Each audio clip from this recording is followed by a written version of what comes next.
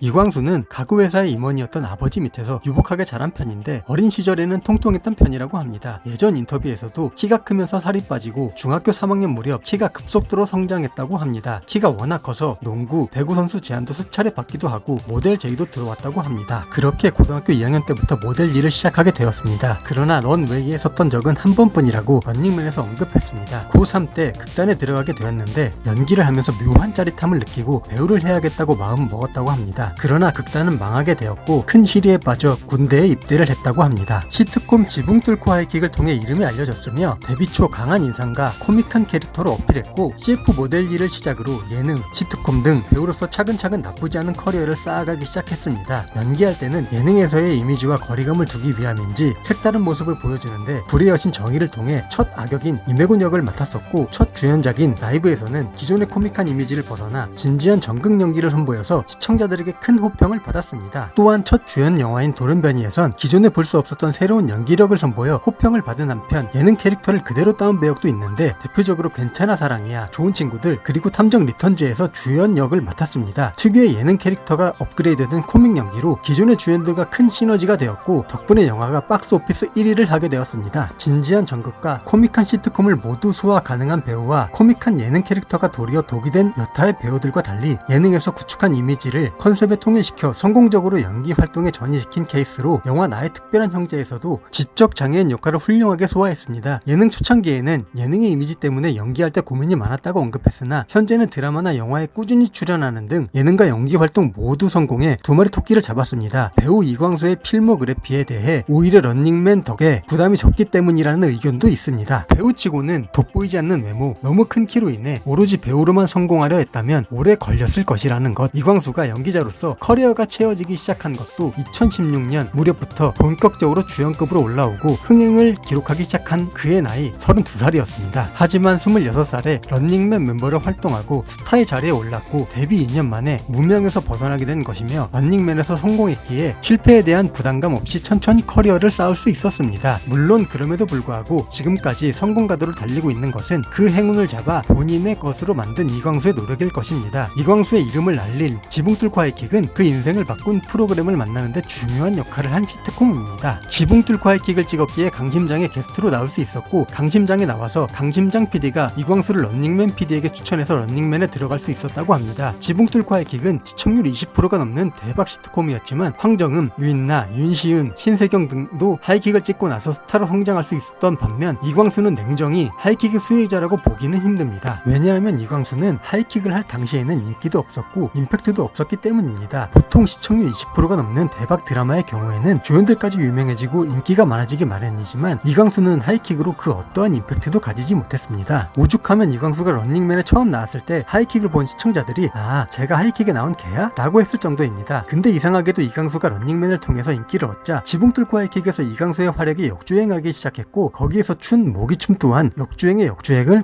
거듭했습니다. 이광수는 런닝맨의 최대 수혜자 그 자체입니다. 초창기만 해도 약체 중 한 명이었지만 프로를 하면서 신체적 능력이 꽤나 좋아졌고 신체 조건이 상당히 좋았지만 제대로 써먹지 못했던 편이었는데 활동 경력이 길어지며 승률이 오른 데다 멤버들의 고령화 등이 겹쳐 현재는 상위권에 자리하고 있습니다. 애초에 이광수의 신체나 근육량을 봤을 때 약할 수가 없는 멤버라는 것입니다. 여담으로 이광수의 런닝맨에서 활약상이 무한도전에서 노홍철의 활약상과 비슷하다고 해서 내 쌍에서 런닝맨 이광수 대 무한도전 노홍철 누가 더 웃기냐 식으로 많이 비교가 되는 편인데 그 정도로 이광수의 활약이 대단하다는 것입니다. 그러나 2021년 4월 27일 런닝맨의 4차 선언을 했는데 이유는 2020년 교통사고로 발목 골절상을 당한 후유증이라고 합니다. 상당한 예능감을 뽐내고 있는 이광수의 하차가 런닝맨의 큰 손실이 아닐 수 없습니다. 런닝맨의 해외 진출 이후 중국과 동남아시아에서 엄청나게 인기가 많습니다. 홍콩에서도 인기가 있는데 네슬레 홍콩의 인기 상품인 랑딱 레이프루 팁스 신년 광고에도 나오기도 했는데 자국 연예인들만 광고에 출연하던 브랜드의 첫 해외 연예인 모델로 발탁되었습니다. 이후 해외의 인기 때문인지 안투라지가 9개국 동시 방영되기도 했고 또한 신라 면세점 모델인지라 싱가포르에서 드라마를 홍보한 적이 있었는데 싱가포르 신문에서 안투라지에 대한 기사가 나온 적도 있습니다. 나의 특별한 형제가 개봉하자 베트남에서도 판권이 팔려서 개봉했을 정도. 이후 싱가포르에서 개인 팬미팅도 했었는데 관객 수는 대략 2,000명 정도였다고 합니다. 예능으로 해외에서 인기를 얻게 된 희귀 케이스여서 장단점이 있습니다. 장점은 배우들은 한류 스타의 인기를 계속 유지하기 위해서는 지속적인 다른 드라마나 영화의 흥행이 필요합니다. 필요한 반면 이광수의 경우 런닝맨 고정이기에 차기작에 대한 부담이 덜합니다. 하지만 본업이 어디까지나 배우인데 예능으로 해외 진출한 바람에 해외 팬들은 간혹 배우가 아닌 예능인으로 보는 우스운 상황이 연출되기도 합니다. 런닝맨에서 주로 보여주는 모습과 달리 실제로는 사력 있고 배려심 많은 성격입니다. 실제로 인터넷에 매너짤이 돌아다니고 함께 작품을 한 배우들에 따르면 수다스럽고 까불거리는 예능에서의 이미지와 달리 실제로 만나보면 진중하고 신사적이어서 놀랐다고 합니다. 인터뷰하는 기자들에게도 런닝맨에서 보여지는 이미지로는 엄청 유머러스하고 말이 많을 것 같았는데 의외로 낯도 많이 가리고 조용한 성격이라고 합니다. 즉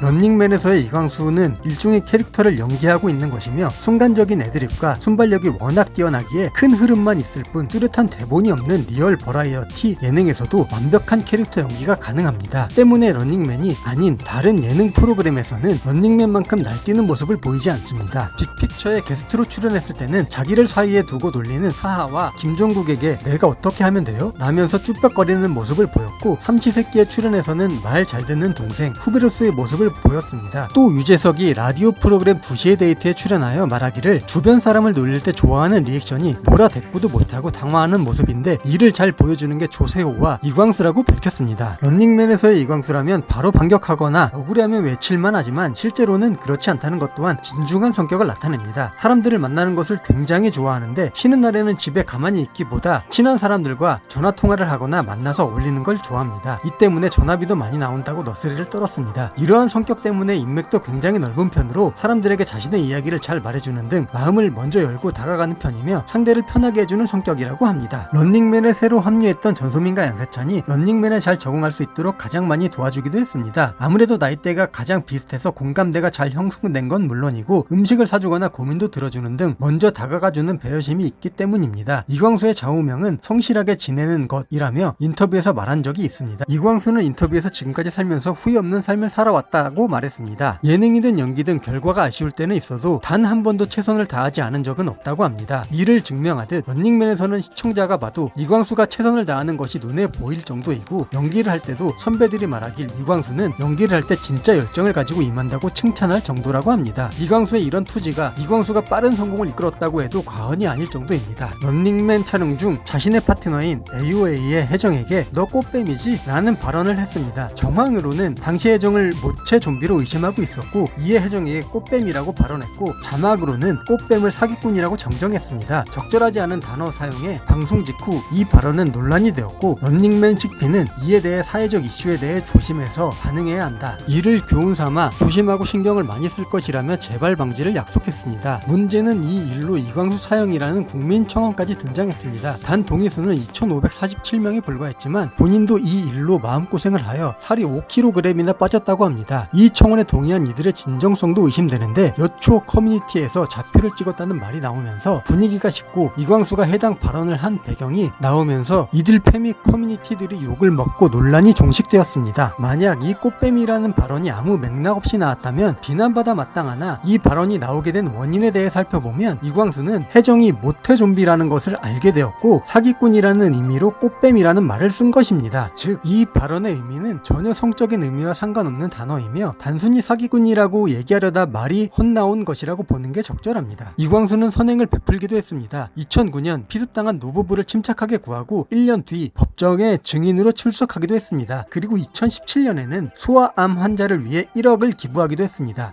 오늘 준비한 이야기는 여기까지이며 지금까지 이광수의 스타 탐구였습니다. 시청해주신 여러분 감사합니다. 더 많은 스타들을 탐구하고 싶다면 구독 부탁드립니다.